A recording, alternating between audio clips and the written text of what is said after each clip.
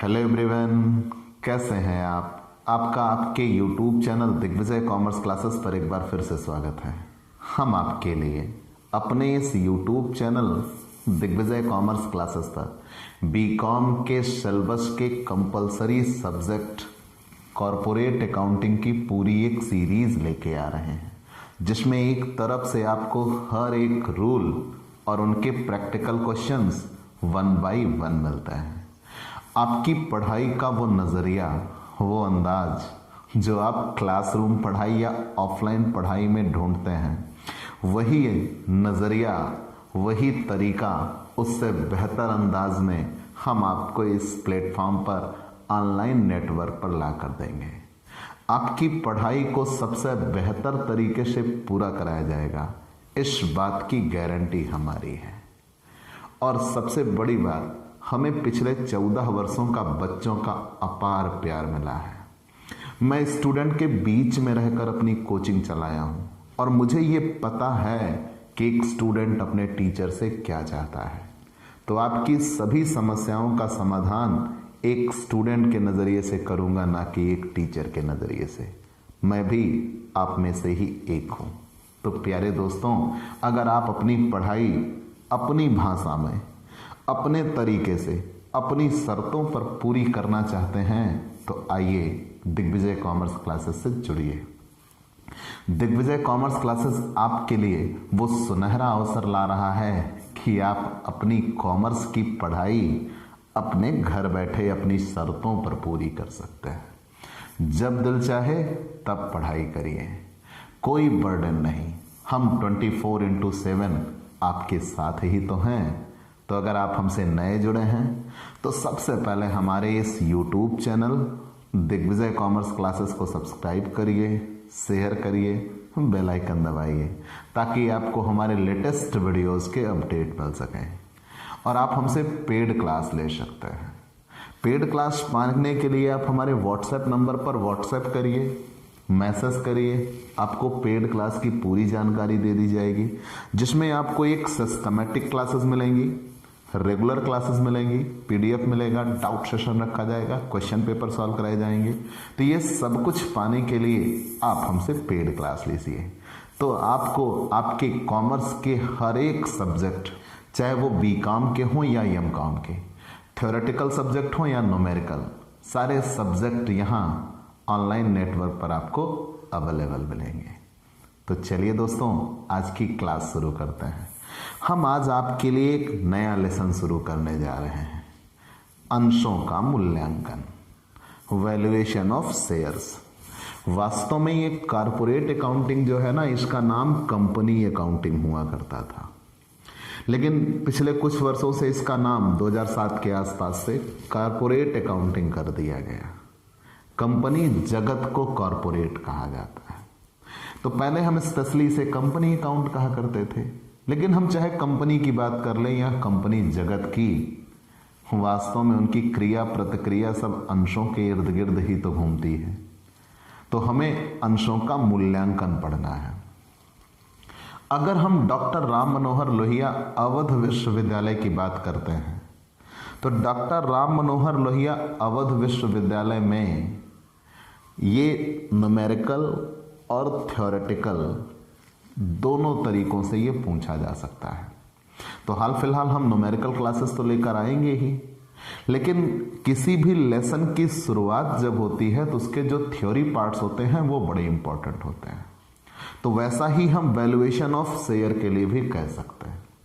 Just इस साल जो लास्ट ईयर एग्जाम हुआ है, एनुअल एग्जाम हुआ है 2020 का, उस एनुअल एग्जाम में ये 15 नंबर में आया था कि अंशों के मूल्यांकन की आवश्यकता क्यों है और अंशों के मूल्यांकन की विभिन्न विधियां बताइए। तो बेटा ये जानिएगा, इस पूरे लेसन में केवल एक ही क्वेश्चन थ्योरी का बनता है तो वो 2 क्वेश्चन, लेकिन वो मिला दिया जाता है। कैसे? वो 2 क्वेश्चन क्यों है? पहले तो आप ये जानिए कि अंशों का मूल्यांकन होता क्या है, फिर आप ये जानिए कि अंशों के मूल्यांकन की आवश्यकता होती क्यों है। ये 2 चीज आप जान जाएंगे, ये एक क्वेश्चन बनता है कि अंशों के मूल्यांकन से आप क्या समझते हैं और अंशों के मूल्यांकन की आवश्यकता क्यों होती है। फिर दूसरा क्वेश्चन होता है अंशों के मूल्यांकन की विभिन्न विधियां बताइए। तो वहां जब विधियां पूछ लिया जाएगा तो हमें उनके फॉर्मूले बताने होंगे। तो ये दो क्वेश्चन बनते हैं, लेकिन वो अपनी सुविधा के अनुसार को दोनों को एक में करके दे देते हैं कि अंशों के मूल्यांकन की आवश्यकता क्यों पड़ती है और अंशों के मूल्यांकन की विभिन्न विधियां बताइए। तो पहले हम ये कॉन्सेप्ट क्लियर कर लेंगे, फिर हम इसके न्यूमेरिकल या प्रैक्टिकल क्वेश्चंस की ओर बढ़ चलेंगे। ठीक है, तो थ्योरी के शौकीनों जुट जाइए, हम इसके थ्योरेटिकल पार्ट को पहले क्लियर करने वाले हैं। ध्यान देना बेटा, अंशों का मूल्यांकन आखिर है क्या? अगर हम सोचें, भाई लेसन का नाम ही है अंशों का मूल्यांकन। अगर हम इस टॉपिक को क्लियर करना चाहें तो कंपनी की पूंजी जिन छोटे छोटे टुकड़ों में बटी हो, हर एक टुकड़ा एक अंश कहलाता है। ठीक है, फिर से जान लीजिए भाई, ये आप शुरू से पढ़ते चले आए हो। कंपनी की पूंजी जिन छोटे छोटे टुकड़ों में बटी हो, हर एक टुकड़ा एक अंश कहलाता है और प्रत्येक अंश का एक निश्चित अंकित मूल्य होता है, फेस वैल्यू होती है। भाई आपने ये कहा जैसे कंपनी की पूंजी 10 लाख हो और वो 1 लाख शेयर में बटी हो तो 1 शेयर 10 रुपए का हुआ। तो यहां मैंने ये कहा कि कंपनी की पूंजी जिन छोटे छोटे टुकड़ों में बटी हो, हर एक टुकड़ा एक अंश कहलाता है और प्रत्येक अंश का एक निश्चित अंकित मूल्य होता है। कंपनी की जब बैलेंस शीट बनती है, उस बैलेंस शीट में शेयर्स को इसी फेस वैल्यू पर ही दिखाया जाता है। चाहे उसका वास्तविक मूल्य या बाजार मूल्य फेस वैल्यू से चाहे जितना कम हो या चाहे जितना अधिक हो, वास्तव में कंपनी की बैलेंस शीट में अंशों को उसी अंकित मूल्य पर ही दिखाया जाता है। ठीक, हमने ये बताया कि कंपनी की पूंजी जिन छोटे छोटे टुकड़ों में बटी हो, हर एक टुकड़ा एक अंश कहलाता है और कंपनी के अंश का एक अंकित मूल्य होता है और निश्चित अंकित मूल्य होता है। कंपनी की जब बैलेंस शीट बनती है तो कंपनी के अंश को उसी निश्चित अंकित मूल्य पर ही दिखाया जाता है।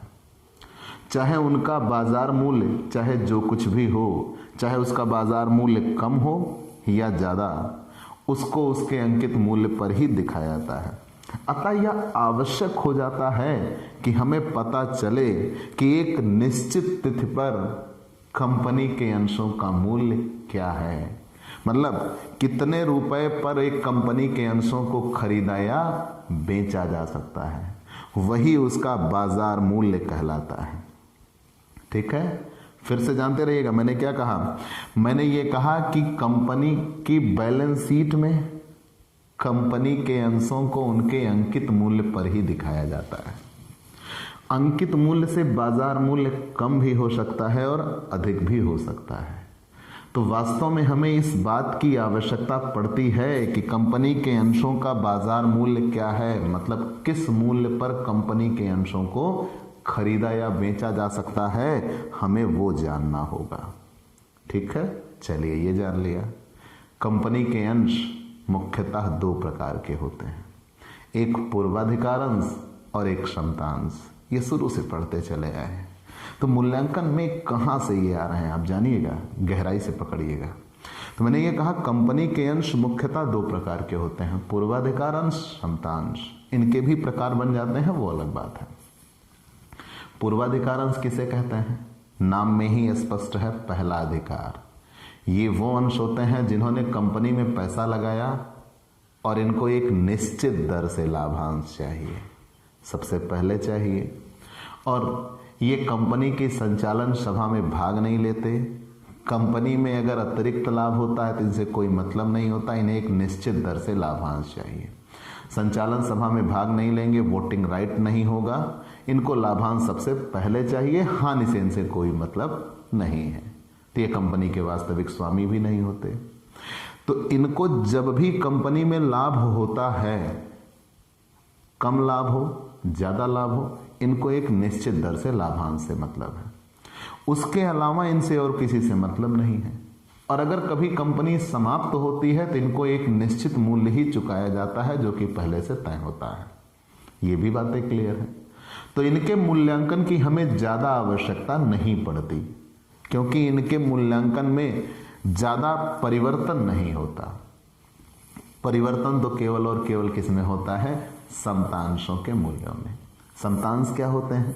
ये वो अंशधारी होते हैं जिन्होंने कंपनी में पैसा लगाया और इनको लाभांश मिलेगा, लेकिन सबको देने के बाद। कम लाभ होगा तो कम लाभांश पाएंगे, ज्यादा लाभ होगा तो ज्यादा लाभांश पाएंगे। और अगर कभी कंपनी समाप्त होती है, बंद होती है, तो सबसे बाद में इनको ही भुगतान दिया जाएगा। कभी कम भी मिलता है और ज्यादा भी मिलता है। तो वास्तव में जब कभी अंशों के मूल्यांकन की बात की जाएगी तो हम समता अंशों के मूल्यांकन की बात करते हैं, ना कि पूर्वाधिकार अंशों के मूल्यांकन की। तो क्या पूर्वाधिकार अंशों का मूल्यांकन नहीं होता? करते हैं, लेकिन मैंने कहा ना कि वास्तव में जब कभी अंशों के मूल्यांकन की बात की जाएगी तो वो समता अंशों के मूल्यांकन की बात होती है। ठीक है, तो पूरी बात आपने क्या जाना? सामान्यतया क्षमता अंशों का ही मूल्यांकन किया जाता है।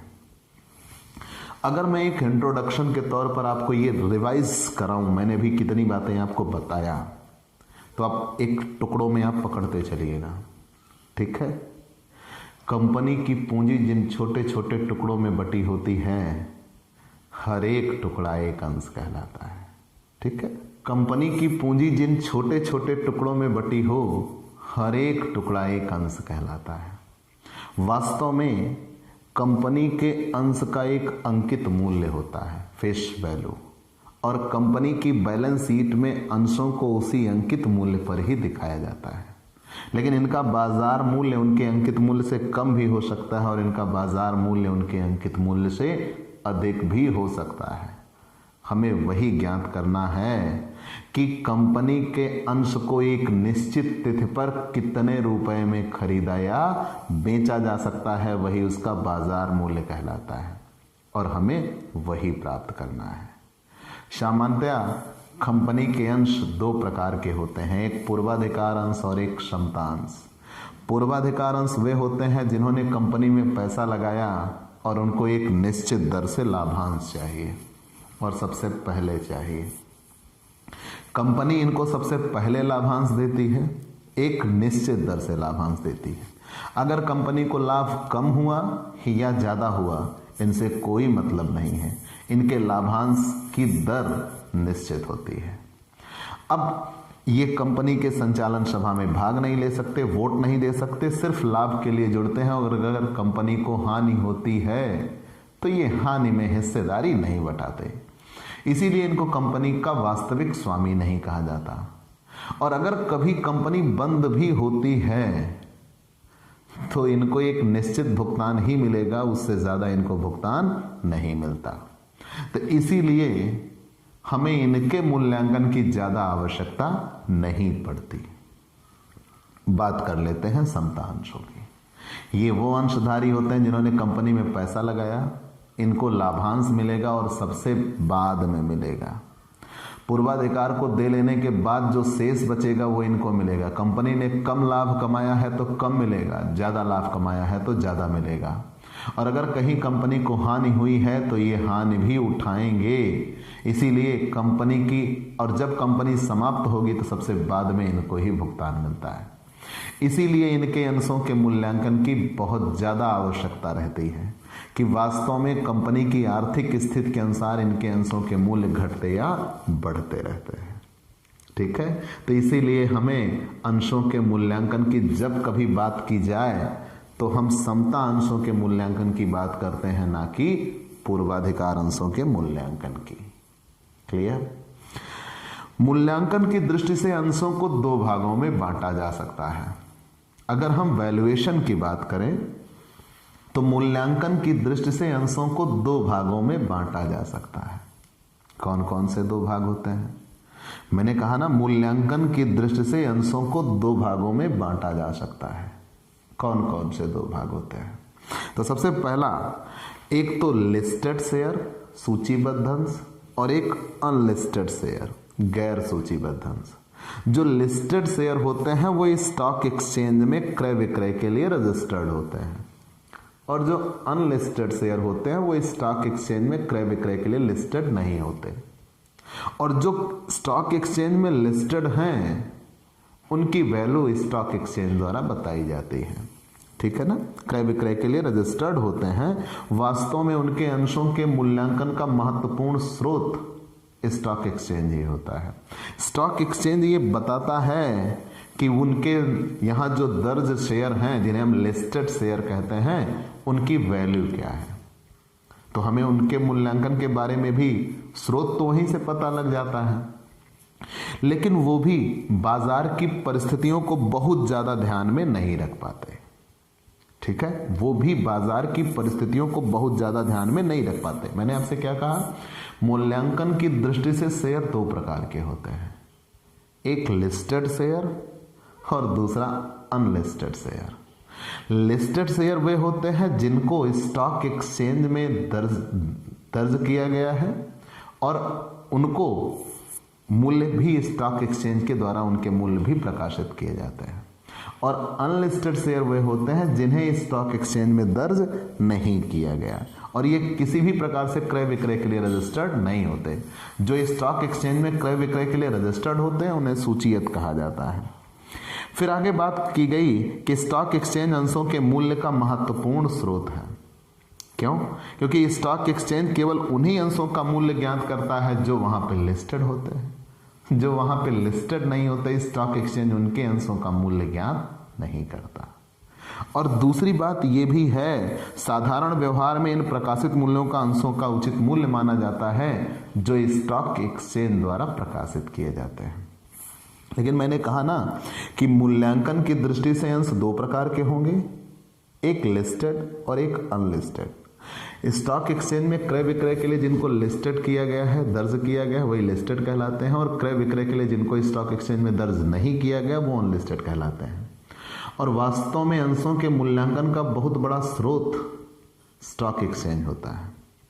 जब अंशों के मूल्यांकन का बहुत बड़ा स्रोत स्टॉक एक्सचेंज होता है तो स्टॉक एक्सचेंज जो मूल्य प्रकाशित कर देता है वही अंशों का मूल्य माना जाता है। लेकिन स्टॉक एक्सचेंज उन्हीं अंशों का मूल्य प्रकाशित करता है जो उसके यहाँ दर्ज हैं। जो उसके यहाँ दर्ज नहीं होते वो उनके मूल्य को प्रकाशित नहीं करता। अतः स्कंध विपणन में प्रकाशित मूल्य हमेशा प्रत्येक दशा में शुद्ध एवं उचित प्रतीत नहीं होते। ठीक है ना? क्यों? क्योंकि ये मूल्य कंपनी की क्रियाओं के आंतरिक व अन्य बाह्य कारकों से भी प्रभावित होते हैं, इसलिए हमें स्वयं इनका मूल्यांकन करना होगा। और दूसरी बात, जो अनलिस्टेड शेयर है उनके मूल्य को तो प्रकाशित करता ही नहीं है, इसलिए उनके भी मूल्यांकन की आवश्यकता है। तो हमें उचित मानकों के अनुसार कंपनी के अंशों का मूल्यांकन करना है। तो कंपनी के अंशों के मूल्यांकन से अभिप्राय क्या है? एक कंपनी के अंश, वो फेस वैल्यू अलग है, अंकित मूल्य अलग है। मतलब जितने रुपए में कंपनी के अंशों को खरीदा या बेचा जा सके वही ज्ञात करना ही कंपनी के अंशों का मूल्यांकन कहलाता है। क्लियर? मैंने वो सारी बातें आपको बता दी कि हमें अंशों के मूल्यांकन की आवश्यकता क्यों है। लेकिन डेफिनेशन की अगर बात की जाए, अभी कई परिस्थितियां ऐसी होती हैं जहां हमें अंशों के मूल्यांकन की आवश्यकता पड़ती है। हमने ये आपको ये बताया कि अंशों का मूल्यांकन होता क्या है। डेफिनेशन में बीएस कोठारी ने, जो कि चार्टर्ड अकाउंटेंट सीए हैं, ठीक है ना, तो बीएस कोठारी के अनुसार एक डेफिनेशन आई है। डेफिनेशन क्या है कि अंशों के मूल्यांकन का कोई निश्चित विज्ञान नहीं है, इसलिए इसे ठोस नियमों और सूत्रों के आधार पर नहीं किया जा सकता। यदि दो विभिन्न व्यक्ति एक ही कंपनी के अंशों का मूल्यांकन करें तो वो अलग अलग मूल्य निकालेंगे। मतलब इनका कहने का साफ मकसद ये है कि कोई एक फिक्स्ड वैल्यूएशन पॉलिसी नहीं है। तो जब कोई एक फिक्स्ड वैल्यूएशन मेथड नहीं है तो दो व्यक्ति अगर निकालेंगे तो दोनों का नजरिया अलग अलग होगा, दोनों अलग अलग वैल्यू बताएंगे। तो कोई एक ऐसा मापदंड बनाया जाए, फिर भी परंपराओं तथा लंबे समय से दिए जाते रहे न्यायालयों के निर्णय के आधार पर कुछ निश्चित सिद्धांत विकसित हुए हैं और जिनके आधार पर हम कंपनी के अंशों का मूल्यांकन कर सकते हैं। तो ये डेफिनेशन है। तो वास्तव में अंशों का मूल्यांकन बहुत ही महत्वपूर्ण और बहुत जटिल कार्य है। ठीक है, वास्तव में कंपनी के अंशों का मूल्यांकन बहुत ही महत्वपूर्ण और बहुत ही जटिल कार्य है। अब हम आ जाते हैं अंशों के मूल्यांकन की आवश्यकता पड़ी तो क्यों पड़ी। अंशों के मूल्यांकन की आवश्यकता, कई टॉपिक हैं, ध्यान देना बेटा, मैंने ये कहा ना कि ये थ्योरी का मोस्ट इंपॉर्टेंट क्वेश्चन है।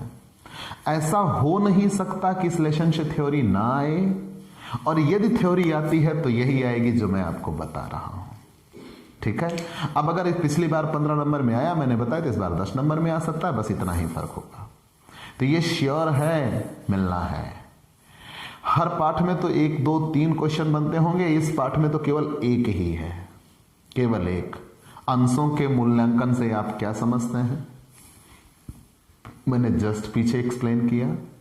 अंशों के मूल्यांकन की आवश्यकता क्यों है, एक्सप्लेन करने जा रहा, और अंशों के मूल्यांकन की विधियां। ठीक है, मैंने कहा भी कि ये 2 क्वेश्चन होते हैं, लेकिन मिला दिया गया इनको दोनों को, एक करके ही पेपर में पूछा जाता है। तो आप ये पहली और दूसरी क्लास के जरिए पूरा क्लियर कर लेंगे। ठीक है, तो हमने अंशों का मूल्यांकन क्या है वो मैंने आपको बता दिया कि वास्तव में जिस मूल्य पर अंशों को खरीदा या बेचा जा सके वही कंपनी के अंशों का मूल्यांकन होता है। तो मैंने आपको दोनों का बता दिया, पूर्वाधिकार, क्षमता अंश, फिर लिस्टेड का बता दिया, अनलिस्टेड का बता दिया, सारी भूमिका जितनी थी मैंने आपको क्लियर कर दी। अब अंशों के मूल्यांकन की आवश्यकता कब कब, तो क्रय की प्रकृति के एकीकरण। आगे चलकर आप अमलगमेशन लेसन पढ़ेंगे तो वहां आप ये पढ़ेंगे कि मार्केट में 2 कंपनियां चल रही हो, दोनों का अलग अलग व्यवसाय हो, और उन दोनों ने ये निर्णय किया कि अब हम आपस में मिल जाएंगे और मिलकर एक नई कंपनी बनाएंगे। लेकिन शर्त यह है कि जो नई कंपनी बनेगी उन पुरानी दोनों कंपनियों के व्यापार को खरीदेगी। जब नई कंपनी उन पुरानी दोनों कंपनियों के व्यापार को खरीदेगी तो वो क्रय की प्रकृति का एकीकरण होगा, और वो क्रय की प्रकृति का एकीकरण ये होगा तो वहां पे कंपनी के अंशों का मूल्यांकन किया जाएगा कि पुरानी कंपनियों के शेयर कितने रुपए के हैं। क्लियर, मैंने आपसे क्या कहा कि जब मार्केट में 2 समान तरीके का व्यापार करने वाली कंपनियां हों और वो दोनों कंपनियां आपस में मिलकर एक नई कंपनी का निर्माण करें, लेकिन शर्त है जो नई कंपनी आएगी वो उन पुरानी दोनों कंपनियों के व्यापार को खरीदेगी, तो उस समय उनके अंशों के मूल्यांकन की आवश्यकता होगी। दूसरा, कंपनी के आंतरिक पुनर्निर्माण पर। आंतरिक पुनर्निर्माण में यह होता है जब कोई भी कंपनी, ये भी अमलगमेशन में ही है और पिछले बार आया है 15 नंबर में और 10 नंबर में भी। अमलगमेशन एक ऐसा लेसन है जो 60, 62, 62 नंबर में आया है। इसके बाद हम उसी लेसन की थ्योरी क्लियर करेंगे और थ्योरी ही आती है। ठीक है, तो कंपनी के आंतरिक पुनर्निर्माण पर, तो जब कंपनी के आंतरिक पुनर्निर्माण की बात की जाए तो जब कोई कंपनी वित्तीय संकट से उबरने के लिए आंतरिक पुनर्निर्माण करती है, मतलब उसको जितनी हानियां हो चुकी होती हैं उन हानियों को वो समाप्त करती है और उसके आधार पर अपने अंशों के मूल्य को भी कम कर देती है, अंश पूंजी भी घटा देती है। तो उस समय कुछ ऐसे भी लोग होते हैं जो उस बात से सहमत नहीं होते, वो कहते हैं नहीं आंतरिक पुनर्निर्माण ठीक नहीं है, तो उनके अंशों का मूल्यांकन करके उनके अंशों का भुगतान कर दिया जाता है। उस समय अंशों के मूल्यांकन की आवश्यकता पड़ती है। तीसरा, अंशों का परिवर्तन करने पर कंपनी सामान्यतः यह भी विकल्प देती है कि आप एक निश्चित समय के भीतर, प्रायः वो 3 वर्ष की बात होती है, आप अपने पूर्वाधिकार अंशों को चाहो तो समता अंशों में बदल सकते हो। और जब आप ऐसा निर्णय लेते हो कि अंशों को बदला जा सके तो उस समय अंशों के मूल्यांकन की आवश्यकता पड़ती है। मैंने क्या क्या बताया, जब कोई 2 कंपनी आपस में मिलकर एक नई कंपनी का निर्माण करें, एकीकरण, तब अंशों के मूल्यांकन की आवश्यकता होगी। जब आंतरिक पुनर्निर्माण हो रहा हो तब अंशों के पुनर्मूल्यांकन की आवश्यकता होगी। जब अंशों को परिवर्तन किया जाए तब, और निजी कंपनियों के अंश, प्रायः निजी कंपनियां अपने अंशों के निर्गमन पर रोक लगाती हैं, और जब कभी ऐसा होगा एक निजी कंपनी के अंशों का क्रय विक्रय स्टॉक एक्सचेंज में नहीं होता, क्योंकि ऐसी कंपनियों के हस्तांतरण अंशों, निजी अंशों के हस्तांतरण पर प्रतिबंध होता है, तो उन अंशों के मूल्यांकन की भी आवश्यकता होती है, क्योंकि उनको कितने रुपए में खरीदा या बेचा जा सकता है ये पता नहीं होता। अंशों का उपहार स्वरूप हस्तांतरण, अगर किसी को गिफ्ट में शेयर दे दिया तो उस समय भी उसके मूल्यांकन की आवश्यकता पड़ती है। अगर किसी को अंश गिफ्ट के रूप में दे दिया गया तो उस समय उसके मूल्यांकन की आवश्यकता पड़ती है। और अंशों को जमानत पर अगर देके लोन लिया जाए तो ये देखा जाएगा कि आखिर उस जमानत के रूप में जो शेयर दिया गया है उसकी वैल्यू कितनी है। उसी जमानत के आधार पर तो आपको लोन मिलेगा, तो जब उसकी वैल्यू जितनी होगी उसी आधार पर आप लोन पाएंगे, तो उसके मूल्यांकन की आवश्यकता उस समय भी पड़ती है कि जो शेयर जमानत के तौर पर दिया जा रहा है वो। दूसरी बात ये जानते रहेगा, जिस कंपनी की आर्थिक स्थिति जितनी मजबूत होगी उनके अंशों के मूल्य उतने ही ज्यादा होंगे। एक उदाहरण दे देते हैं बेटा। एक कंपनी थी सत्यम कंपनी, डी रामालिंगा राजू। सत्यम कंपनी डी रामालिंगा राजू ने बनाया और उसने सीए से मिलकर फ्रॉड किया। जब उसने सीए से मिलकर फ्रॉड किया तो फ्रॉड ये था कि उसने अपनी कंपनी के संपत्तियों के मूल्य ज्यादा दिखाए। जब उसने अपनी कंपनी के संपत्तियों के मूल्य ज्यादा दिखाए तो उसका प्रभाव ये हुआ कि वो अपनी कंपनी को दुनिया की चौथी सबसे बड़ी कंपनी बताता था। इतनी संपत्तियां वो बता देता था कि, और सीए की सिग्नेचर थी तो लोग उसको सही मानते थे, तो दुनिया की 4 सबसे बड़ी कंपनियों में खुद को दिखाता था। और उस समय उसके 100 रुपए के शेयर 400 रुपए में बिका करते थे। लेकिन कुछ दिन बाद वो आता है और कहता है कि हमारे पास कुछ भी नहीं है, वास्तव में हम घाटे में हैं, हमारे पास कोई एसेट्स नहीं है, इतनी है ही नहीं। तो उसके वैल्यू, मार्केट वैल्यू गिर जाती है। तो फिर उसको महिंद्रा एंड महिंद्रा ने खरीदा, और जब महिंद्रा एंड महिंद्रा ने खरीदा तो उसके 400 रुपए जो शेयर थे वो 40 रुपए में बिके, 39 रुपए कुछ पैसे में। तो वो मतलब जिस कंपनी की आर्थिक स्थिति जितनी सुदृढ़ होगी उसके अंशों का मूल्य उतना ज्यादा होगा, और जिस कंपनी की आर्थिक स्थिति जितनी ही कमजोर होगी उनके अंशों का मूल्य उतना ही कम होगा। ठीक है, चलिए हमने जान लिया। अगर कभी किसी कंपनी का राष्ट्रीयकरण किया जाता है, मान लीजिए सरकार किसी कंपनी का राष्ट्रीयकरण कर रही है तो उनके अंशधारियों को सरकार भुगतान करेगी। तो जब उनके अंशधारियों को सरकार भुगतान करेगी, जैसे आपने सुना होगा सरकार ने आरबीआई का राष्ट्रीयकरण किया, तो आरबीआई निजी कंपनी या निजी बैंक के तौर पर ही तो था। उनके जितने भी अंशधारी थे 100 रुपए वाले को 168 रुपए 62 पैसे दिए गए। तो अगर किसी कंपनी का राष्ट्रीयकरण हो रहा हो तो उनके अंशधारियों का अंशों भुगतान करना होगा, तो अंशों का मूल्यांकन करके भुगतान किया जाएगा। अगर कभी वेल्थ टैक्स देना है तो वेल्थ टैक्स के लिए भी अंशों का मूल्यांकन करना होता है। और अगर कभी ट्रस्टी आदि के प्रन्यास व विनियोग कंपनी के विनियोगों के मूल्यांकन पर, जब विनियोग कंपनी के पास विनियोग के रूप में जो अंश है उनका मूल्यांकन करने के लिए भी आवश्यकता पड़ती है। ये सब चीजें थी तो अंशों के मूल्यांकन की आवश्यकता। अब हमें जानना है अंशों के मूल्यांकन की विधियां। अंशों के मूल्यांकन की विधियां, अंशों के मूल्यांकन की विधियां। ठीक है, वास्तव में अंशों के मूल्यांकन की 3 विधियां हैं।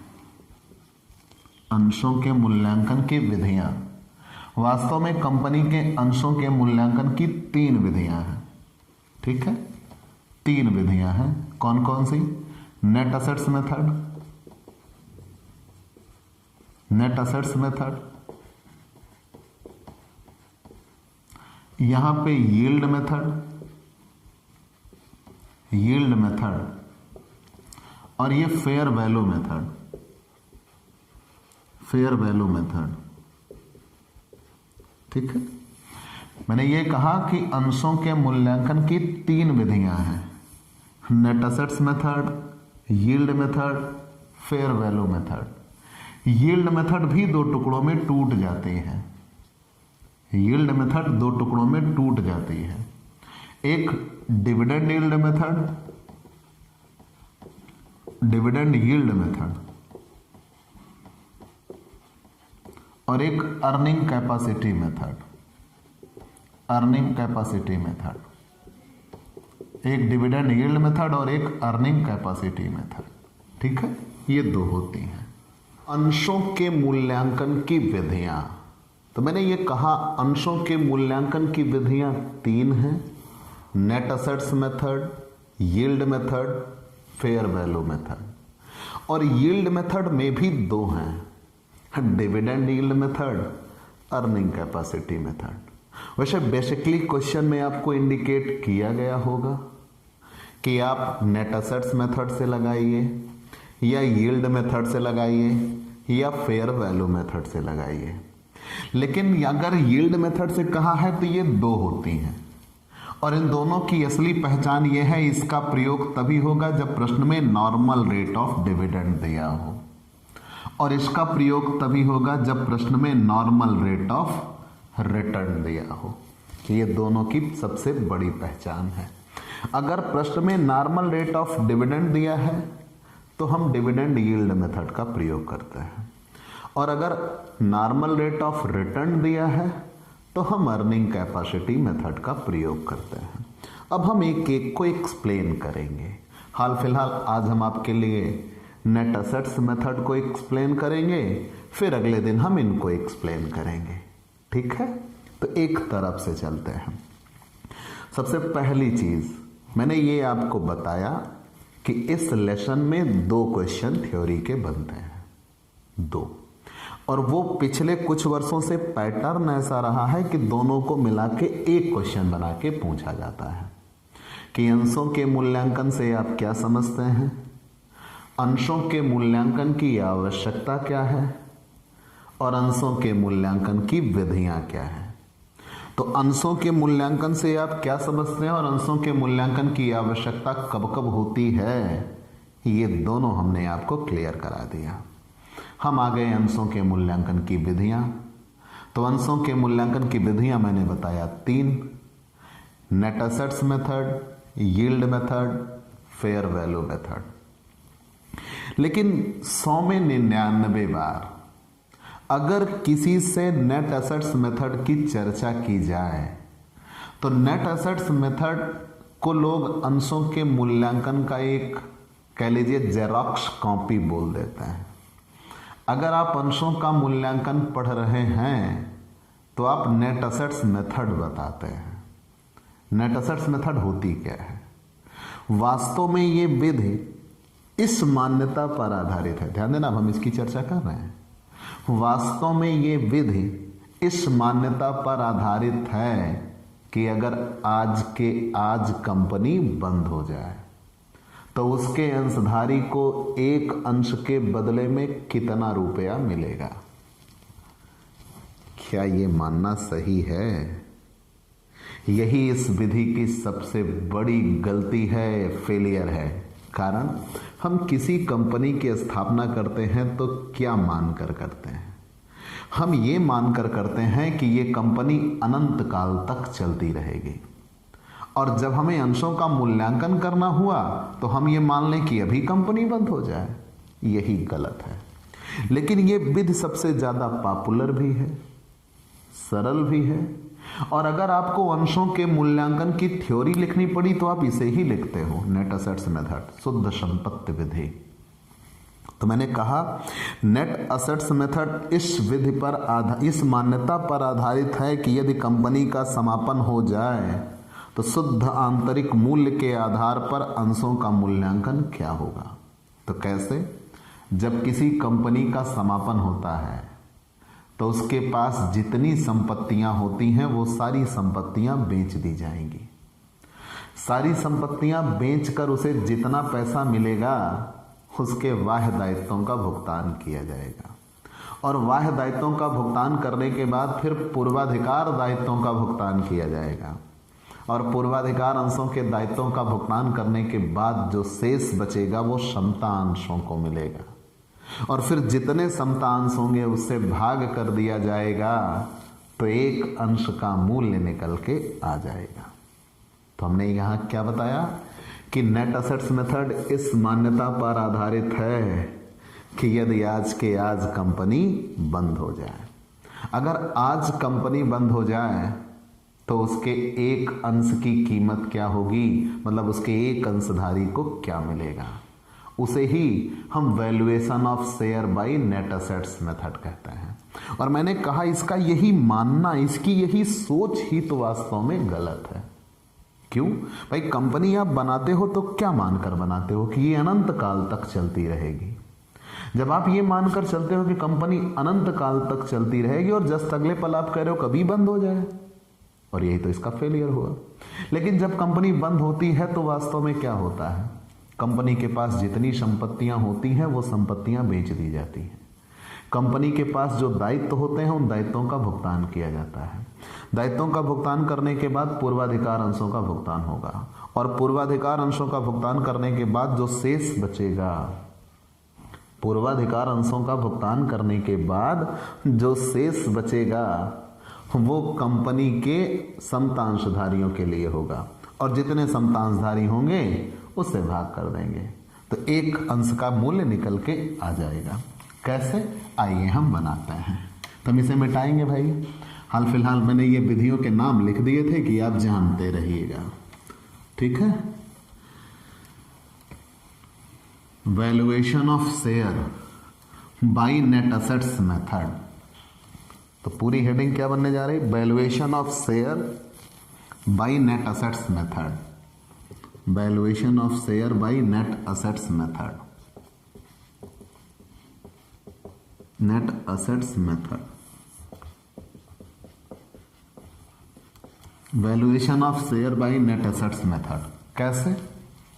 तो मैंने यहां कहा ना वैल्यू ऑफ शेयर बराबर, या हम इसे कह सकते हैं वैल्यू ऑफ इक्विटी शेयर बराबर, वो ज्यादा बेहतर होगा। हम किसका मूल्य निकालने चल रहे हैं? इक्विटी शेयर का।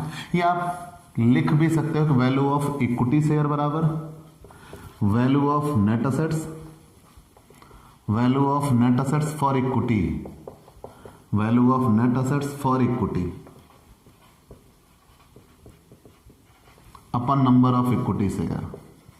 ये ज्यादा बेहतर सूत्र है। हम इसे यहां इक्विटी हटा भी सकते हैं, हम यहां इक्विटी हटा भी सकते हैं। हम इसे लिख सकते हैं कि वैल्यू ऑफ शेयर बराबर value of net assets upon number of share. तो इससे हम प्रेफरेंस शेयर का भी मूल्य निकाल सकते हैं और इक्विटी शेयर का भी मूल्य निकाल सकते हैं। लेकिन हम जो फॉर्मेट बनाने चल रहे हैं वो फॉर्मेट हम इक्विटी के लिए बनाएंगे, ठीक है। वहां से हम प्रेफरेंस भी आपको क्लियर कर देंगे। तो मैंने क्या कहा? वैल्यू ऑफ शेयर बराबर फॉर्मूला। वास्तव में अगर मैं कहूं वैल्यू ऑफ शेयर बराबर वैल्यू ऑफ शेयर बराबर, तो मैं कहूंगा value of net assets, value of net assets upon number of share. सही फॉर्मूला ये है, क्योंकि यहां इस फॉर्मूले के आधार पर हम इक्विटी और प्रेफरेंस दोनों का अलग अलग मूल्यांकन कर सकते हैं। तो लेकिन मैंने यहां ये लिखा कि वैल्यू ऑफ इक्विटी शेयर बराबर value of net assets for equity upon number of equity share. मर्जी है आपकी, मैंने दोनों आपको लिख दिया। अब हमने ये कहा ये विधि इस मान्यता पर आधारित है कि अगर अभी कंपनी बंद हो जाए, तो जब अगर अभी कंपनी बंद हो जाएगी तो क्या होगा? कंपनी के पास जितनी संपत्तियां हैं वो संपत्तियां बेच दी जाएंगी। तो सबसे पहले कंपनी की फिक्स्ड एसेट्स, कंपनी के पास जितनी फिक्स्ड एसेट्स थी उनका मूल्य निकाल लिया जाएगा। फिक्स एसेट से कंपनी को क्या मिलेगा? अब ध्यान रहे फिक्स एसेट्स किस पर लिखी जाती हैं? मार्केट वैल्यू पर।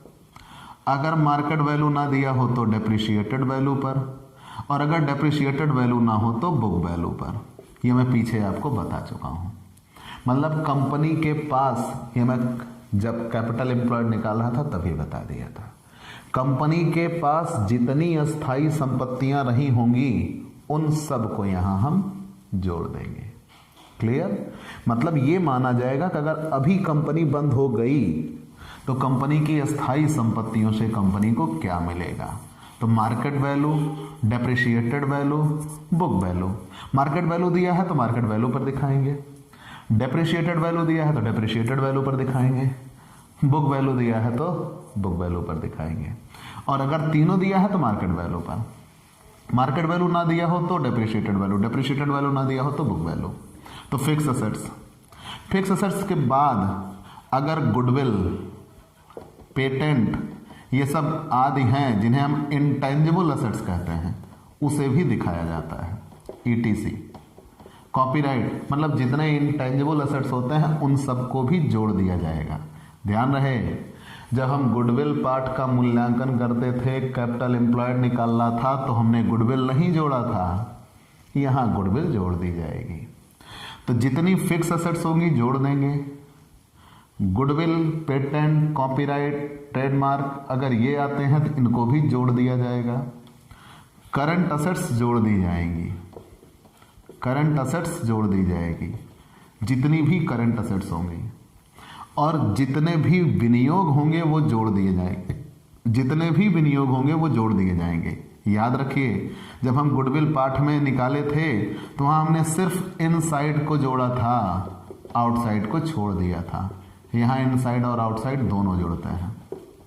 क्लियर? यहां दोनों विनियोग जोड़ दिए जाते हैं। तो पूरी बात क्या बनी? कंपनी के पास जितनी फिक्स एसेट्स होगी जुड़ जाएगी, जितनी इंटेंजिबल एसेट्स होंगी जुड़ जाएंगी, जितनी करंट एसेट्स होंगे जोड़ देंगे, और जितना इन्वेस्टमेंट होगा जोड़ देंगे, चाहे वो इनसाइड हो और चाहे वो आउटसाइड हो।